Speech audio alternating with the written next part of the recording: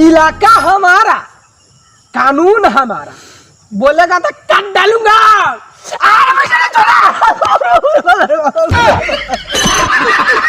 वो लड़की जो स्कूल में मुझसे कभी बात नहीं करती, आज देखो नहीं करती है।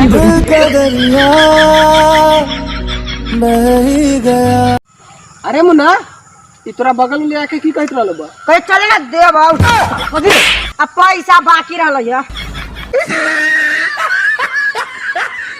रे मुन्ना, कल बाराती में लड़का वाला के देर हो गई, हम लड़की के बाबू के आगे पीछे करत रहनी, कहीं कह दे रे बाबू हमारी इज्जत के तुहे ध ले।